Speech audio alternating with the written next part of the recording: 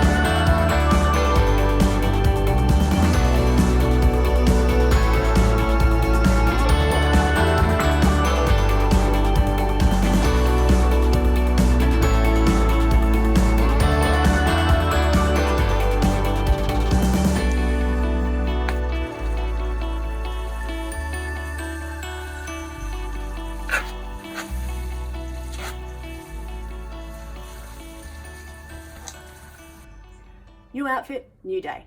So I was putting the video together and realized that I had not explained these plants at all. And so I need to do that for you because that's kind of the point. The first plant that we planted is this absolutely beautiful hosta at the back. Got a really nice chartreuse green. We've got some, I guess, whiter variegation on the outside. It's just a plain simple hosta tag. Now hostas are notorious shade lovers. If you put these in the sun, they ain't gonna do well at all. Traditionally, they are grown for their foliage.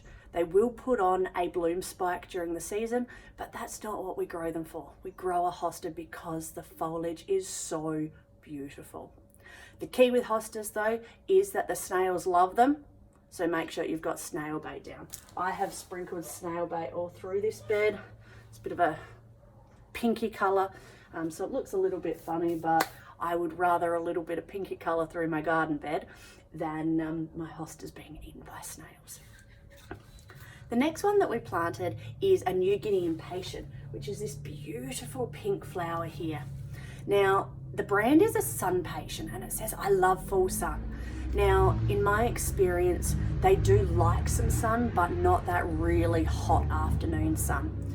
And the reason why I had these plants here for a couple of weeks before planting them was because I really wanted to test out to see if the Impatiens would be okay in this very, very limited sunlight.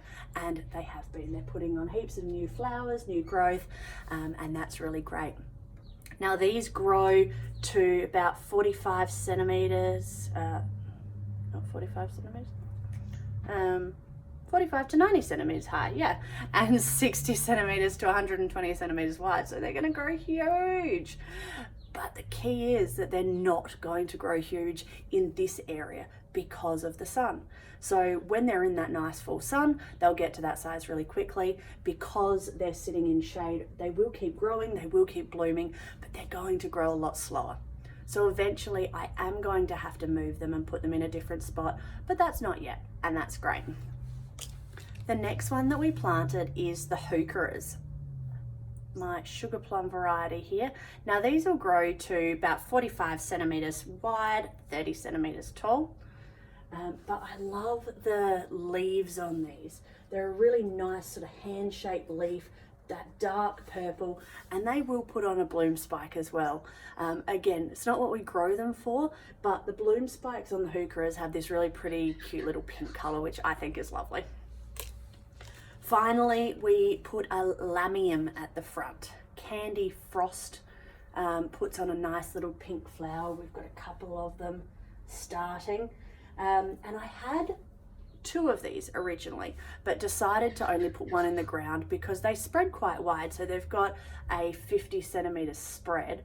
And by the time I put all of the other plants in here, you know, I was kind of running out of room as it was. So I love this one because it's got a really beautiful silver inside of the leaf, and the outside variegation is the darker green, which is really cute and unique. And the kind of silver color gives a shade area a really nice pop. So overall, we've got the hosta at the back, we've got New Guinea impatiens through the middle, we've got heucheras, a nice purple heuchera. They do come in a yellow and a green as well, but the purple is just what I wanted. And the beautiful pop of color from the lamium at the front. So a really nice way to put a shade garden together. I'm so happy with how it turned out, and I hope you guys got to learn something about planting up a shade garden. As I said, eventually some of these plants are going to have to come out and get put somewhere else. That's okay, that's part of the gardening journey. Anyway, I'm really looking forward to seeing how these grow over the coming season, and I'll share updates with you as they do. Bye guys.